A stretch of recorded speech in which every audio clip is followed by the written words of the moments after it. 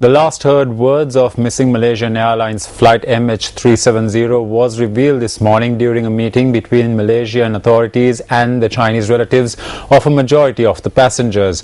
According to reports, the last words of the pilot were, quote, "All right, good night," unquote. Malaysian authorities said that MH370 disappeared from radar screens soon after without making any distress call and no confirmed wreckage being found despite a vast search. Vietnam has said that it was scaling back the search in Vietnamese waters for a Malaysian Airlines jetliner missing for 4 days. Chúng tôi có thông báo cho nhà chức trách Malaysia biết là tại We have scaled down the searches for today and are still waiting for the response from Malaysian authorities.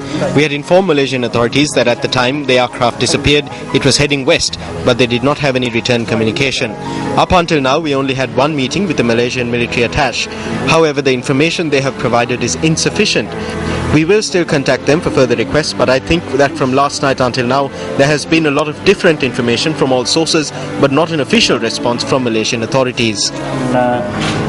Từ buổi tối hôm qua đến nay thông tin thế giới đưa như thế nhưng mà Earlier today, the head of Malaysia's Air Force denied making comments that the Malaysian military had last tracked the plane far to the west of its course over the Strait of Malacca. A massive air and sea search, now in its 5th day, has failed to find any trace of the Boeing 777, and the last 24 hours have seen conflicting statements and reports over what may have happened after it lost contact with air traffic controllers. Yesterday, Malaysia's Berita Harian newspaper quoted Air Force Chief Rodzali Daud as saying the plane was last detected by military radar at the northern end of the Strait of Malacca at 2:40 a.m. on Saturday, hundreds of kilometers off course. Rodzali said today that he did not make any such statement. A commanding officer of the US Navy's 7th Fleet docked at Hong Kong port says search for the missing Malaysian Airlines plane is getting harder as time passes and search area expands. Time is not on our side. As every hour goes by, the search area gets bigger and bigger. From a typical standpoint, a person can survive in the water for at least 72 hours due to sheer willpower. A human being can survive without food or water if they are determined to survive. After that, the chances of survival get less and less, and that's what we're concerned with. For the helicopters and the ships that are much closer to the water, that is very difficult because you cannot see a person or a small piece of debris in the water when the waves are so high. So for that reason, it's become more difficult. China has expanded its search area and set up a vertical rescue network in air and at sea as it continues to search for the missing Malaysian plane. The amphibious landing ship Kunlun Shan arrived at the designated sea area this morning, joining up with the missile destroyer Haiku and other vessels to carry out search work. China has employed 10 satellites to provide technological support to the search for the missing plane.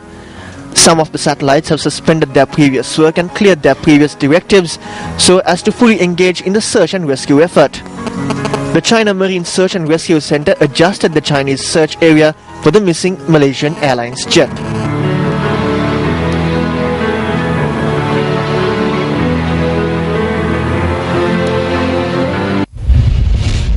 Joining us now is Chauluke Virakun live from Malaysia with more details.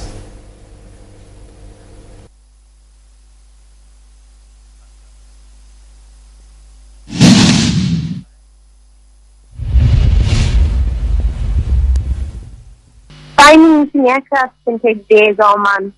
Unraveling what went wrong can take years. But accounts from Malaysian authorities and others involved in the search operations and investigations into the flight MH370 have been particularly confusing and, in some cases, contradictory. Several sightings of debris and oil slicks have been reported, but they're so far proved to be unrelated to MH370. Crews are searching a vast area of sea and are bound to spot slicks of oil from vessels. Establishing that they're connected to the missing flight is another matter entirely. One of the pilots of the missing Malaysian Airlines flight liked to entertain female passengers in the cockpit. It emerged on Tuesday. As it was disclosed that the U.S. authorities had only recently warned of the potential for critical faults on Boeing 777 aircraft. This is Chauluke Virakun for Newsfirst missing from Kuala Lumpur, Malaysia.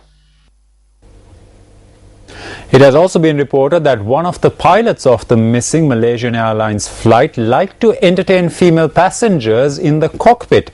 The airline said that it was shocked by the pictures.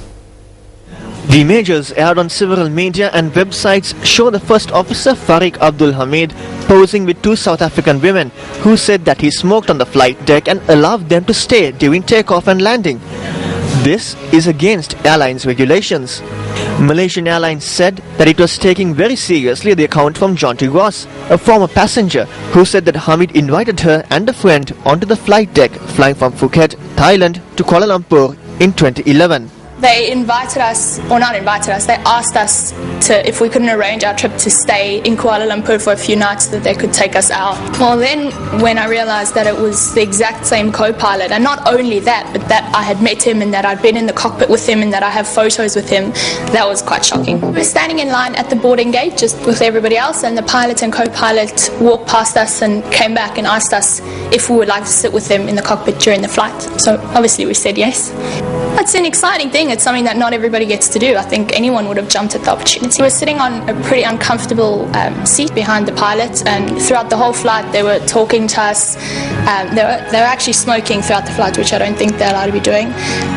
At one stage they were pretty much turned around in their seats talking to us, and they were so engaged in conversation. And I'm really not saying that I think that the co-pilot was in the wrong in this flight at all. It could have been absolutely anything, but this is just a little bit of information that I had. I was just completely shocked. I couldn't believe it. When I saw all his friends and his family posting on his wall, obviously my heart really broke for them, and my heart broke for all the families and of the passengers. It's a really sad story.